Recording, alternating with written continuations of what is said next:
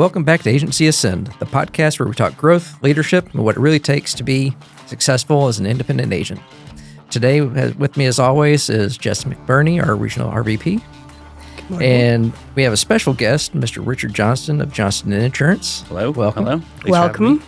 You know, today's actually a really exciting episode because it's something that kind of speaks back into what we've been talking about before, is the whole captive versus independent.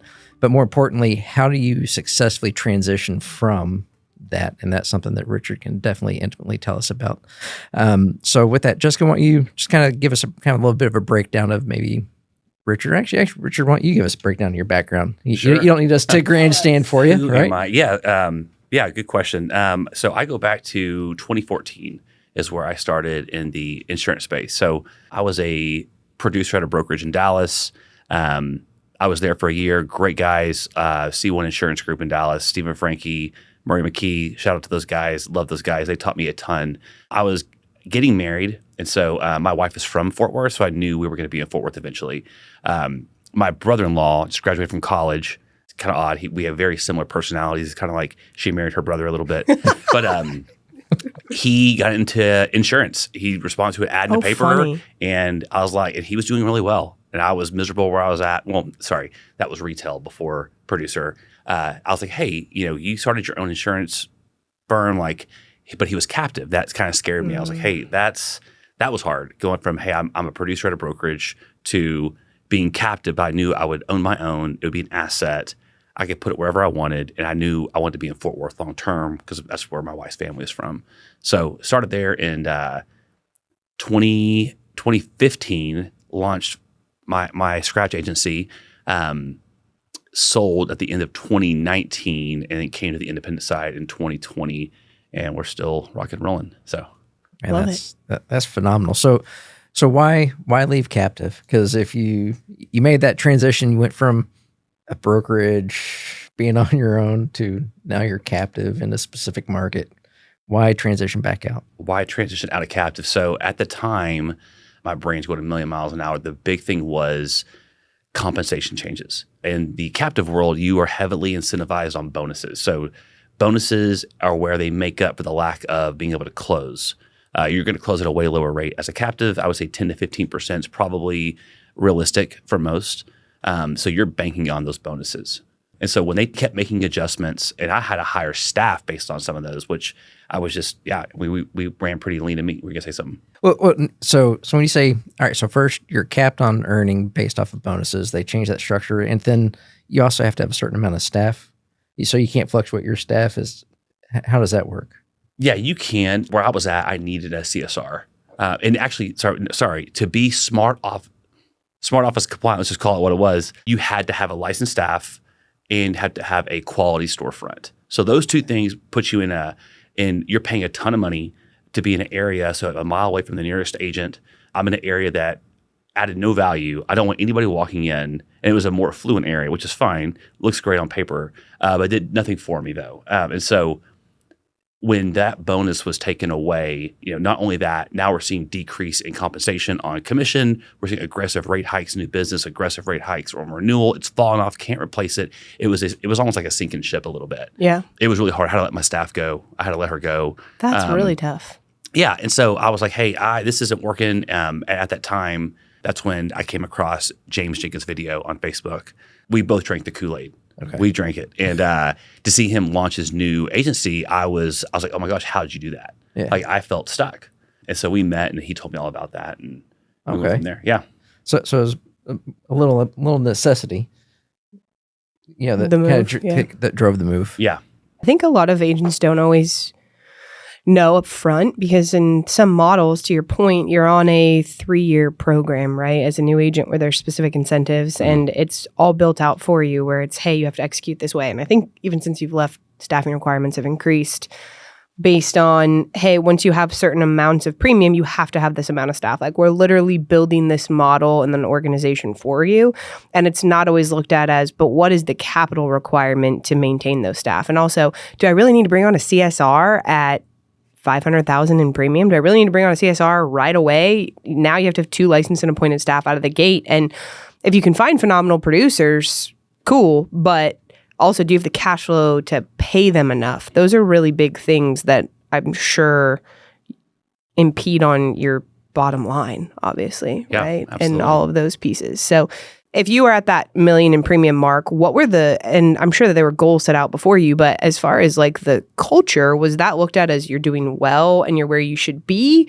Was it one of those things where you felt behind? Like how was that looked at as far as growth? It's district by district. And so, they were very numbers heavy. So they always put out production reports and it didn't always tell the whole story, right? You see somebody who's knocking down 60, 70 policies a month. Well, they're sending out 10,000 direct mail a month too. So you're like, it doesn't always mean they're doing the best. Like, I don't think agency health is determined by policy sold and revenue. It's like, hey, what's your net income? Like, how much are you taking to the bottom line? Is it a healthy book? I mean, I knew some folks, even myself, were like, hey, they're getting all the awards and trophies, but they're probably 2 months away from closing their doors if they have bad months. You know what I mean?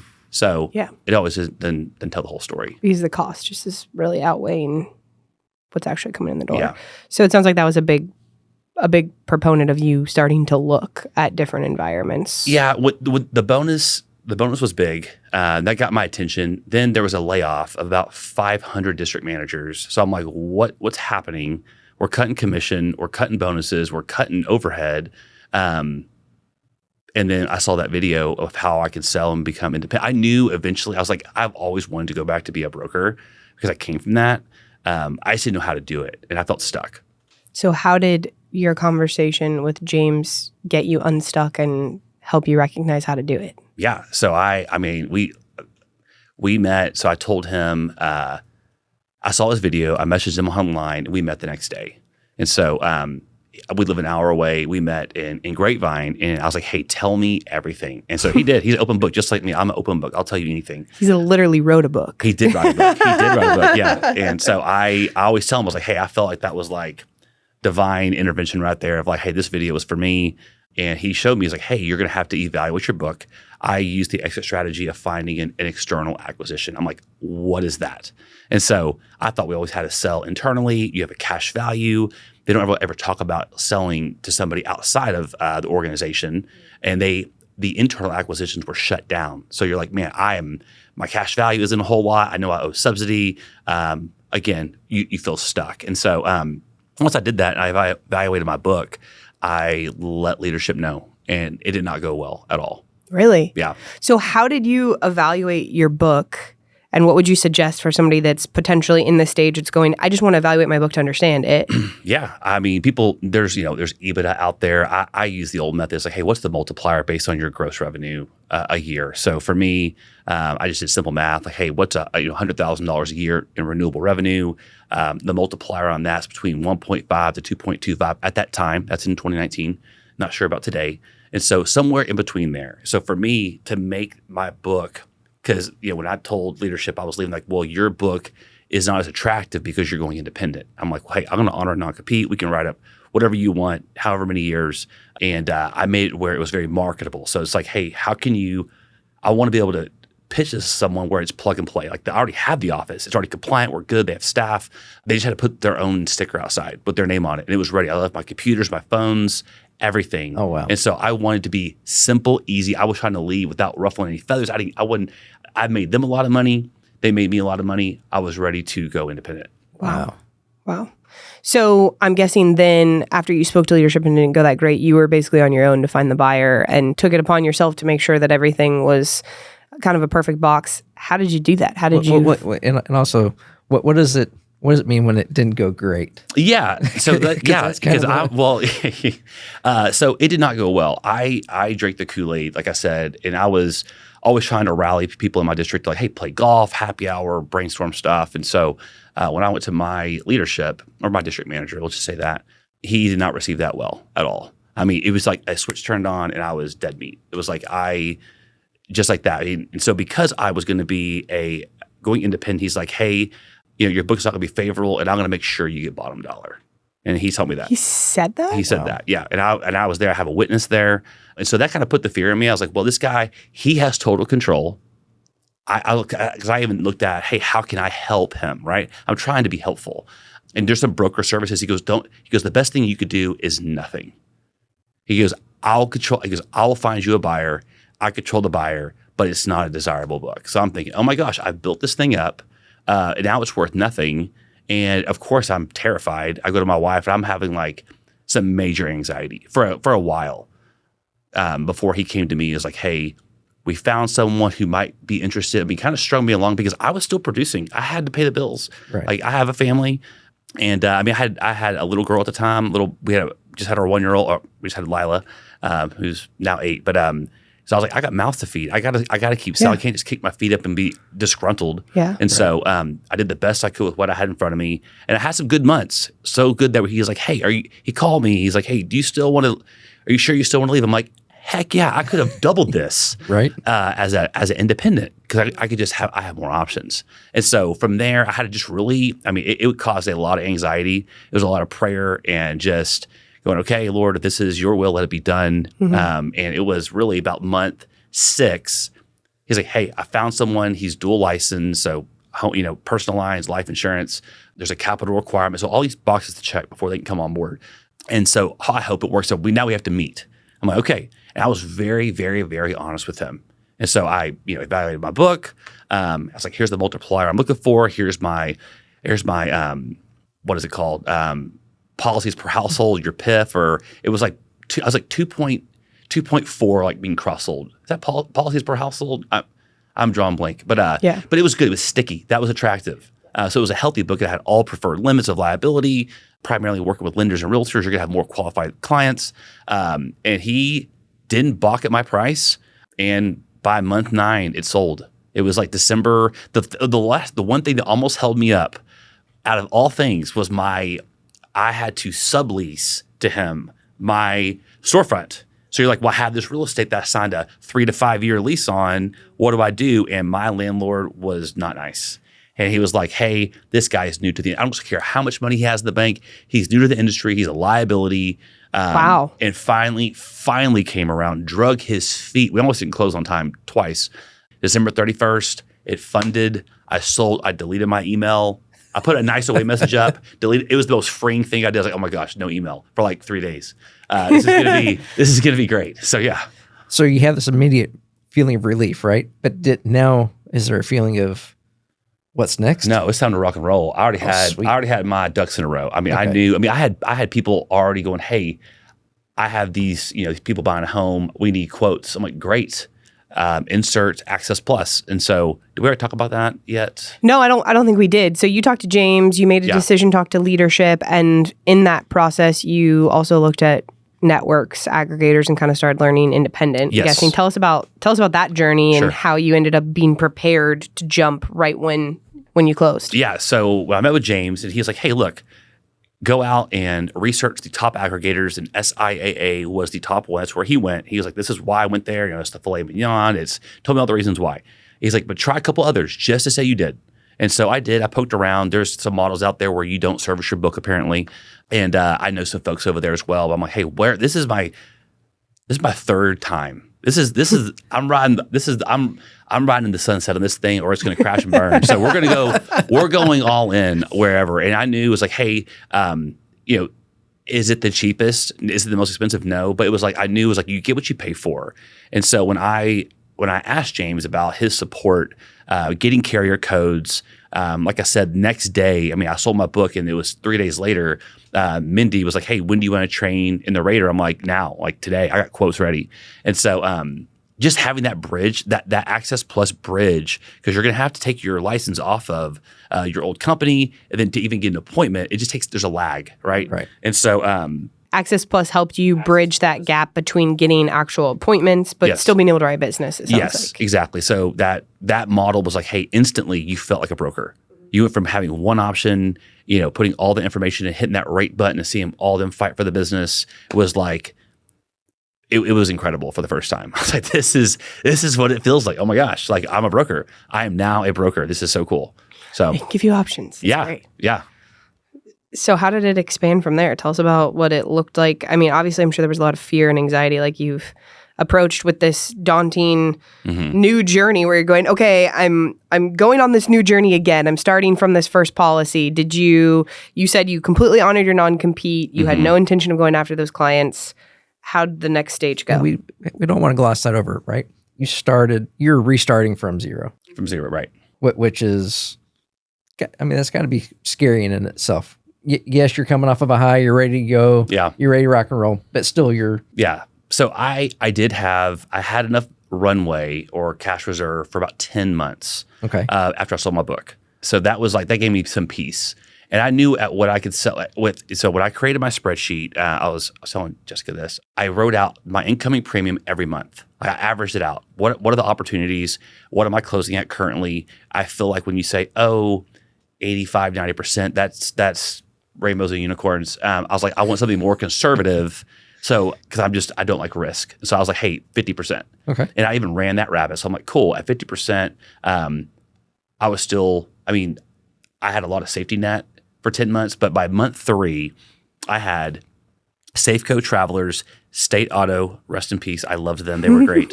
And then Progressive. And with those, we were probably closing around about 75%. Oh, wow. So it was my third month. It was my first month that ever hit. I think I did like $13,000 in new business. And that was more than I've ever seen for production. And I didn't work any harder. I just closed more business. Yeah. That's all it was.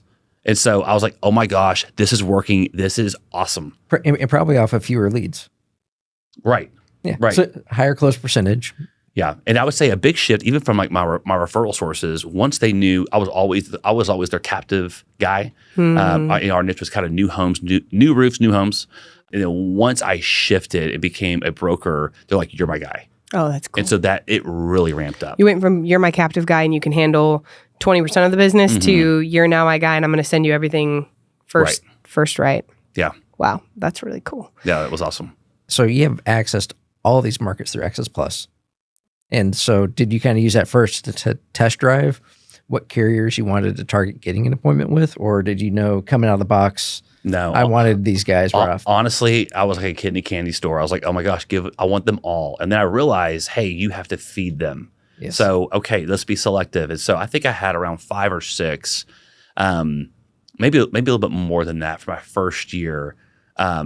Because with those carriers, now I'm learning about partner carriers.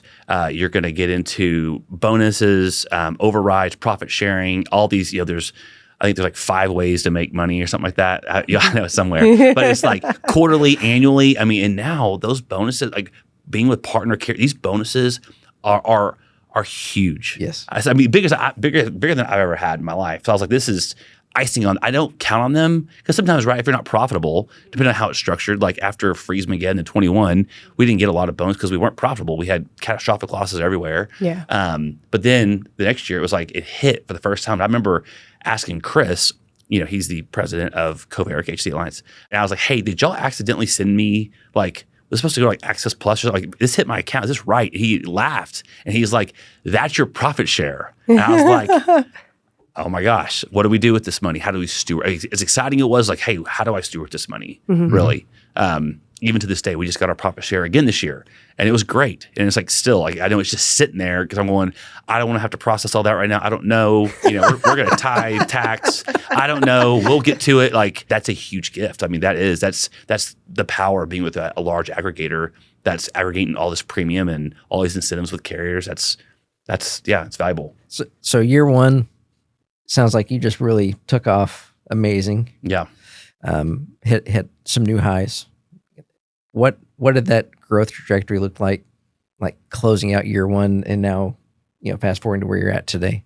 Closing out year one, so I left Farmers at $1.2 million, and in 18 months, I replaced all my premium. Wow. Wow. And that took you 5 years to write with Farmers. Yeah, that's right. That's right. And so, so let's just, we were in the land of Oz, right? I know we went through a hard market recently, so that did kind of slow down in 23, 24. Yeah, I got to around, I think a little over 3 million. Then I acquired a book of business around $1 million. So we're at 4 now. So I knew about 750,000 in premium. I was like, okay, there's this new thing that I'm having to deal with. I'm not used to, and that's the reshop. At my other company, it was like, hey, the rate's the rate. Here's the market. Please stay. Please stay. It's always like, let me see what I can do, knowing we can't do anything other than raise deductibles or cut coverage. That's just talk about our claims process again. Yeah, right. And so, what was the question again?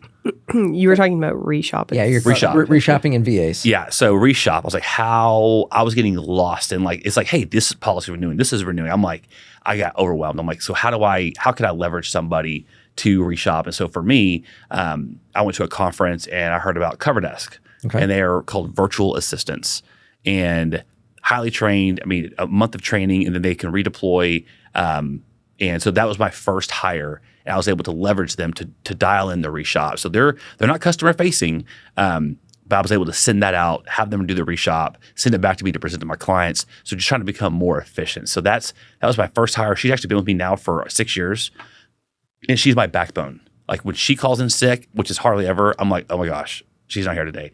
But she's a rock star. Now I have 2 VAs and a full-time account manager.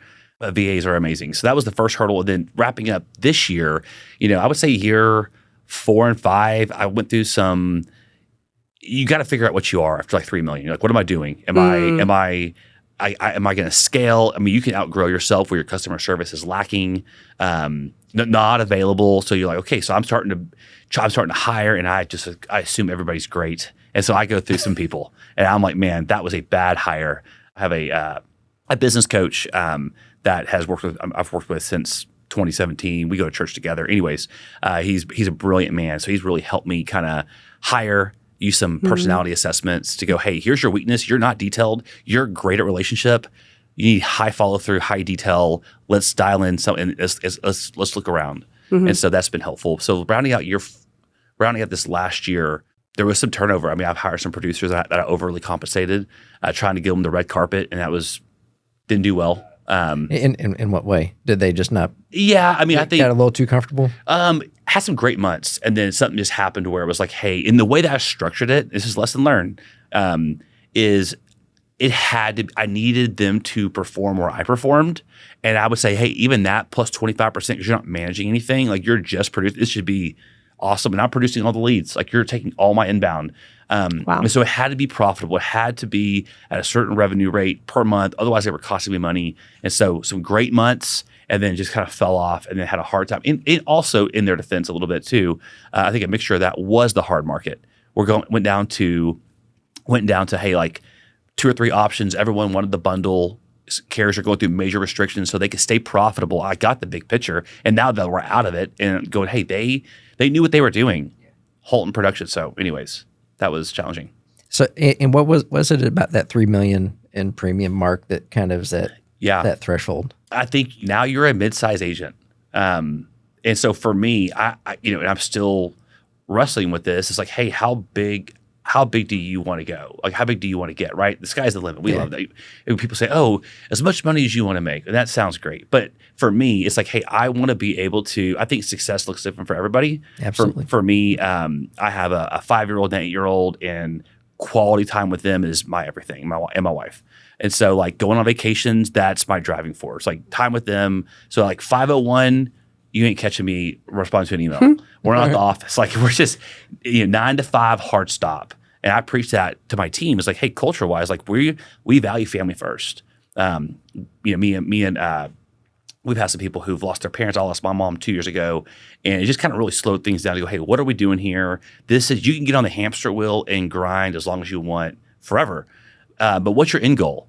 Because at some point, there's a diminishing return, right? Like I'm going to write, hey, if I'm writing $20,000 a month in new business, but now I can't go to my son's t-ball game, to me, that's a problem. That's just not where I want to be. And so with where we're at now, we're pretty comfortable. We're at a good spot. You can't just let your feet off the gas. You can't let your foot off the gas forever because you will shrink. Mm-hmm. You got to still produce new business. It's going to fall off. You're going to have attrition. But for me, it's like, hey, I don't know what that end number is. I'm just kind of taking it like 1 year at a time and keeping it healthy. For us, I'm like, hey, I want to be that boutique brokerage that kind of, we can't be best friends with all of our clients, but we have a pulse on them a little bit. Yeah. Remember how they came on board? When people call, we answer. You would think that's like customer service 101, but like it's a big deal when people actually answer a phone call and respond and get quick servicing. I don't ever want to lose that. Mm-hmm. Yeah, mm-hmm. And I think that's really going to be a differentiator in the industry as a whole. As more and more people start looking to AI and those things, mm-hmm. I think you're start seeing a bigger divide between agents like yourself that really want to understand their clients, have those relationships versus those that are building really nice portals for that self-service client. And so it's a bigger push for that. So now where you're at, is scale kind of looking like, all right, what do I need in terms of staff? What is it that I need in terms of management energy? Because the bigger the staff, the bigger the beast, the more management, and the less time you actually have to actually go out and sell and build those relationships. Yeah. So I told my team, we hired a full-time account manager in January, and I was like, hey, we've had like a 2,000 square foot home, and we were at capacity. Now we built a 5,000 square foot home, and we got to grow into it. And so that's where we're at now. So for me, really learning how to dial in, all these people who are like, oh, we love soap, standard operating procedures, soaps and traction. And I'm like, man, that is painful to me to do all that. Because again, it's detailed, it's slow, so anyways, but ironing out processes is important. Having something to coach to when somebody doesn't log a phone call or the activity from the email that plugs into our easy links and hey, they're off that day and we don't know what happened. The guy that happened this week. It was a large account that got drafted about $12,000 and he was supposed to be canceled. He wasn't. Didn't know what happened. And so he's mad. And I'm like, at the end of the day, it's on me. Mm-hmm. So I'm like, well, let me figure it out, make this better. So processes are very important because now I can coach the process. Like, hey, why didn't we save activity? Is this a skill issue or a will issue? Because I can teach on skill. If you're not willing to do it, then this isn't going to work. I like that. Is it a skill or a will? Yeah, that's really good. Yeah, because I always had a saying, you say, I hired off of aptitude and attitude, right? If you have the right aptitude and the right attitude, we can make you a rock star. Yeah. Right? So something that's skill or will, it keeps you there. Absolutely. I think that's a great way of putting it. So you have quadrupled the size of your agency from 2019 and making the shift. What would you say to somebody that is on the cusp considering the move from captive to independent? And what would you say for that person that also maybe hasn't considered the move, but they're thinking about how stuck they are and they have a loan that they owe, they see that they're not growing at the clip that they want to?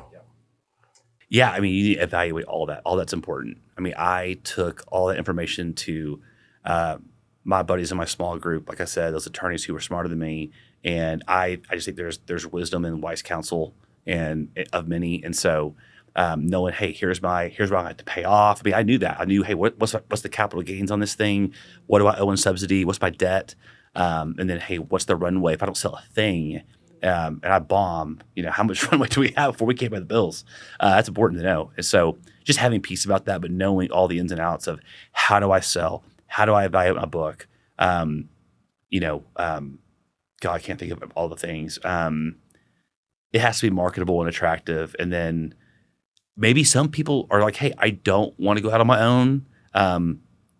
That having that corporate structure and all that is for some people. I know my buddy's still over there and he's almost 35 years in and he's happy, but also there was an update that, hey, if you don't keep selling at a certain rate, they're going to take away what we're doing. So again, there's that compensation that they're dipping into. And when you get sick of that game, come to the independent side. There you go. I think that's a huge piece, right? And we've talked about this a little bit, I think, in previous podcast episodes where because of our size and scope, we have a little bit more flexibility in the agencies becoming a lifestyle agency where you're like, hey, I'm at a place right now where I'm really enjoying quality of life. I can't tell you what the next major goal is to hit because I've hit a lot of stuff over the past 4 years and I have a big decision on how much I want to invest to scale to that next level. And right now I'm really happy. And I wouldn't necessarily identify you as a lifestyle agency. You're still growing, you're still producing, you're still building, but there are other people that grow to a certain size and they're comfortable there. Yeah. They're not in a place where they're going to massively reinvest. And that's a really difficult thing in a channel where there's only one product and there's only one way that they distribute is they have massively knocked down renewals at several big companies over the past few years. And these agents that were brought in and recruited on the dream of, hey, get to this certain size and make all the decisions you want, go on all the vacations, do everything that you want, they're staring down a valuation on that agency that was very different 5 years ago than it is today. So I would think that that's a big factor in what people are looking at overall. Yeah. When corporate keeps changing and say, hey, now we have a growth clause or, you have to produce so much to hit your renewals. Like that just feels like control. I don't want to be controlled. I don't want to be told what to do. Yeah. I've never liked that. So if you want to be your own boss, truly, this is where it's at. Awesome. So we have in our notes a rapid fire section. Okay, yes.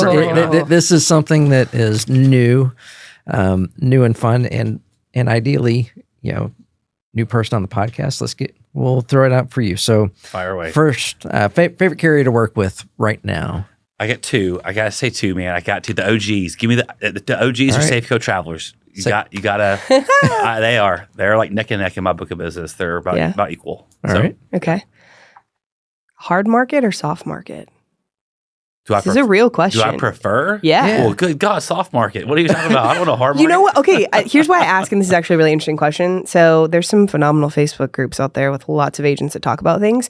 And there's some people that joined during the hard market, and they invested a lot in internet leads. Okay. And the thing is everybody was disgruntled during hard market because premiums are going up. There's not a lot of reshopping capability. Well, internet leads were popping off because people were answering the phone. And so there's been a lot of conversation around, what do I do? Things are softening and people don't really want to talk. They've reshopped the past 2 or 3 years and my flow isn't there. What do I do now? So I just ask, you have a totally different referral system, but I have seen some people come back to the table and be like, no, this is actually a totally different market for me. I don't even know how to deal in a soft market because competition is going up. Well, people were looking at their premium. They're looking at their book size and going, oh, we're growing year over year because you have all these massive, I Where's remember your PIF though? 45, 55% rate increases. That was about the norm. Yeah, they're happy going, my book's growing. My book's growing. I'm growing. I'm growing. The amount of people, they're like, I'm just not quoting any personal lines right now. And their book is still going up. And you're like, well, okay. All right. Sorry. Rapid fire. Yeah. Coffee or energy drinks? Y'all are going to hate me. I'm going to say both because the morning's coffee in the afternoon about 2 o'clock, I get that Alani every day. Okay. See, all right. The secret sauce. I'm breaking the rules. Sorry. It's all good. I did 2 again. I feel like I already know the answer to that one. Most underrated growth strategy for agencies. I would say relationships. People say coffee and donuts don't work, and coffee and donuts is just an analogy. But going and hey, don't spend $500 on some shiny new thing that might some passive approach. Like get in front of the people you want to work with, like a lender, a realtor if you're in the personal line space. Maybe it's a commercial lender if you're in the commercial space. Relationships matter, and so if you can get your foot in the door, that's how I grew my business from day one, and it paid dividends down the road. Now, it's not instant. But you get that meeting, stay in front of them, come back every other week, and I don't care if it's Chick-fil-A mini biscuits and fruit or whatever it is. Even if they're busy, hey, drop it off. Just want to say hi. Thanks, good to see you. How's your kid? Great. See you next week or in 2 weeks. Nice. That's people say that is. There's no silver bullet. The silver bullet is gritty and grindy, and that's building relationships, building trust. That's what I think. And then my last one will be. And I want to preface this with you're a fast-moving, not so much a detailed person. Yeah. Right? Which might be a common trait with a lot of successful agency owners. Biggest leadership lesson that you would offer up to other people that maybe would prevent them from stepping on a landmine? Yes. Have the hard conversation. Say it. Don't build resentment. Don't be passive. It just gets awkward. You're angry. It's wearing on you. There was a book that I read called Fierce Conversations when I was in retail management, and I'm a people pleaser. I struggle with that. It's not a good thing.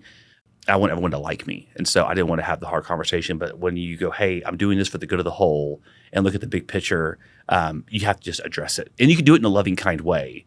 And sometimes if it's an employee who keeps saying, "Yeah, I know it's supposed to be rapid fire," and I'm probably taking too long. No, it's perfect. But sometimes when I said I hire some folks and they didn't work out, the most loving thing that you could do is help them find a different job. You go, hey, this isn't like you're disappointing yourself. You're letting me down because you're not getting the job done. I'm having to give you all this feedback. You're probably not happy here. Let me help find you something else and kind of help them self-discover that this isn't for them. Absolutely. Yeah. I love that. I think that was a good rapid fire one to end on. Awesome. All right. So final thing that we do for closing, as a tradition, book, movie, quote, had a request for possibly even TV show. Yes. That that you kind of like is worth sharing with others, or that you really adore? Man, I would say book. I mean, it's gonna sound cheesy. I'm sorry, but my Bible I read every day. Romans 12:2 says to renew your mind daily. I have to do that every morning. Spend time in prayer and reflection. So that's it for me. Show is The Office by far. Are we going down the chart here, or which ones are you asking? Give us all. If you want to answer all of them, great. But, Yeah. but I can't top, nor would I try topping the Bible. So I'm hoping you give me enough distance that something offers actually going to be worthwhile. Yeah. Favorite movies, hard. I mean, Old School is just a classic. Will Ferrell, Vince Vaughn, those two are just so funny. I mean, you can just put it on; it's great. You're my boy, Blue. Yeah, it's so good. It's so good. Number one movie. That's hard. That's just hard. And I would say quote, and I have this on everything. It says, "So whether you eat or drink or whatever you do, do all to the glory of God." So that really helped me around being a people pleaser. For me, faith is a big part of my business. So like, hey, am I to honor God? Am I worried about honoring God or honoring man? Right? That's Galatians 1:10. And so when I know, like, hey, if I'm doing the right thing for the right reason, right? I know we share that same value as Coverca does, and I'm stewarding what He's entrusted to me, serving my staff, serving my clients, doing the right thing for the right reason. I think that he blesses that. Whether that's scars and stripes and having a scary exit strategy, but to get, I feel like top dollar for my book, launching into independent and growing, until he shuts the door. That's it. So we're gonna keep on. Man, that was a great close. Yeah, and I'm not even gonna. I don't think he actually answered for all of us today. Yeah. So we got Fierce Conversations, great book. We got the Bible. We got The Office. There's not a way to tap that. So, Richard, thank you. Yeah, Thanks thank for sharing y'all. your story. We you. appreciate you as a valued member. We're excited to see what you continue to do and be along this journey. Cool. Thank y'all for having me. Yeah, thank you very much. And to all those out there, please make sure you like and subscribe. Could definitely use the extra followers. So share us out there with how you can. And until next time, onward and upward.